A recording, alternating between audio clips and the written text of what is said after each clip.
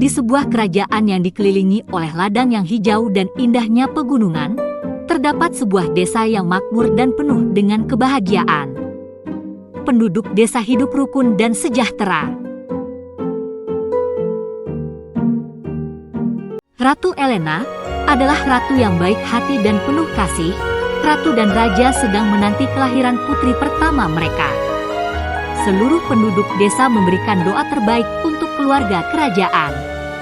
Namun, kebahagiaan itu tidak dirasakan oleh ibunda raja yang merasa iri pada Ratu Elena.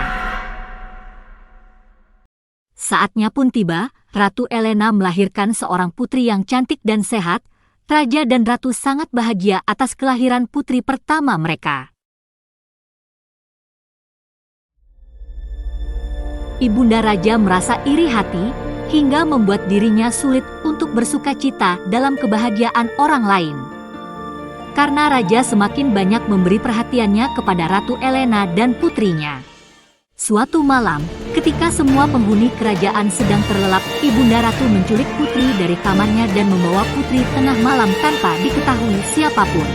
Ibunda raja meletakkan putri ke dalam sebuah labu raksasa dan menyimpan labu itu di depan pintu rumah salah satu penduduk desa yang jauh dari wilayah kerajaan.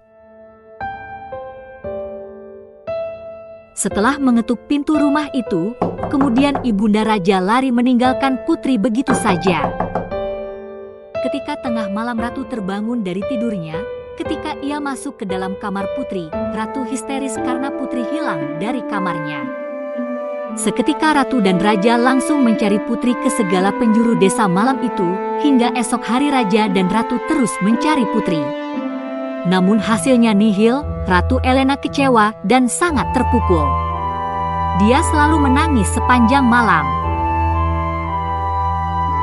Di sebuah desa yang terpencil, hiduplah sepasang nenek dan kakek yang harmonis, bernama Nenek Clara dan kakek Bernard.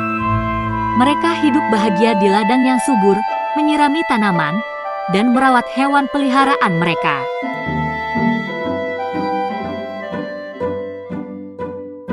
Pada suatu malam, nenek dan kakek mendengar ketukan keras di depan pintu mereka. Dan ketika mereka membuka pintu, sungguh sangat mengejutkan, karena seseorang telah menaruh sebuah labu raksasa yang mencurigakan. Lalu nenek dan kakek membawa labu itu masuk ke dalam rumah mereka. Betapa terkejutnya mereka ketika seorang putri kecil muncul dari balik labu raksasa itu. Hebatnya putri kecil tidak menangis sama sekali. Sambil memeluk bayi cantik itu, nenek berkata pasti anak ini adalah anak yang istimewa. Lalu kakek pun berkata, "Kita akan merawatnya sebagaimana mestinya," ucap kakek. Hari demi hari, bulan demi bulan, tak terasa putri kecil semakin tumbuh besar dan semakin terlihat cantik. Nenek dan kakek sungguh merasa bahagia semenjak putri masuk ke dalam kehidupan mereka berdua. Bayi yang tumbuh bersama nenek dan kakek menunjukkan bakat luar biasa, dan kebaikannya yang menyentuh hati semua orang di desa.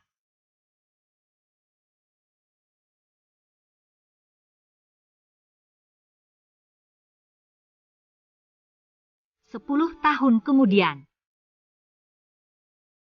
Pada suatu hari yang cerah, ketika putri yang tumbuh menjadi gadis cantik dan baik hati, sedang berjalan-jalan di desa, tanpa sengaja mendengar pengumuman dari pawai kerajaan. Pengumuman tersebut menyebutkan bahwa seluruh anak gadis berumur 17 tahun di seluruh penjuru desa diundang ke pesta kerajaan.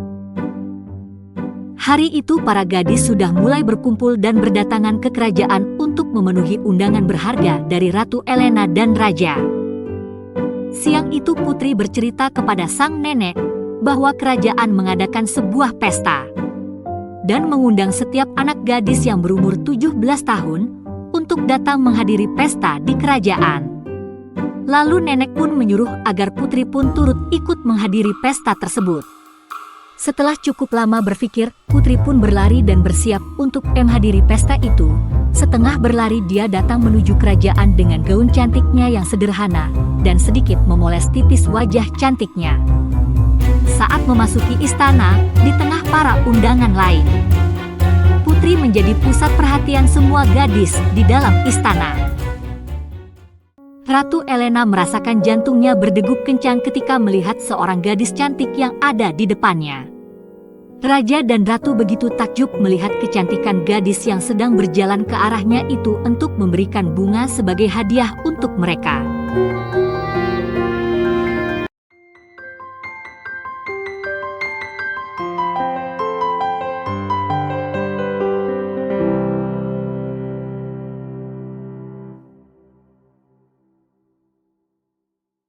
Raja dan ratu pergi ke desa yang terletak jauh di sebelah timur laut. Ke desa yang jarang terjamah oleh orang-orang kerajaan bersama beberapa prajurit. Raja dan ratu menghampiri sebuah ladang yang ditinggali oleh sepasang kakek nenek, yang rumornya sudah merebak bahwa anak yang mereka asuh selama ini adalah putri yang telah hilang selama ini. Setelah obrolan panjang dengan sang nenek, akhirnya mereka yakin putri adalah anak mereka yang telah diculik dulu. Raja dan ratu pun menjelaskan kebenaran kepada sang putri dengan penuh haru. Di dalam istana, sang ibunda raja sangat cemas mendengar cucunya yang ia buang telah ditemukan kembali. Ketika putri kembali ke istana, dia disambut dengan dingin oleh ibunda raja. Ibunda raja mulai merencanakan kejahatannya. Dia meracuni buah apel yang akan disajikan untuk putri pada upacara kembalinya ke istana. Makan malam pun selesai dan mereka disajikan buah apel yang merah dan ranum sebagai pencuci mulut. Tiba-tiba ibunda raja merasa pusing dan terjatuh setelah memakan apel. Ternyata apel yang ia telan tertukar dengan apel yang diambil sang putri. Sang putri pun berlari menghampiri ibunda raja yang sekarat karena racun apel yang ia buat. Sang ratu tersadar akan ketulusan sang putri dan mengakui kesalahannya selama ini. Sang ibunda raja pun menghembuskan nafas terakhirnya di pangkuan sang putri. Satu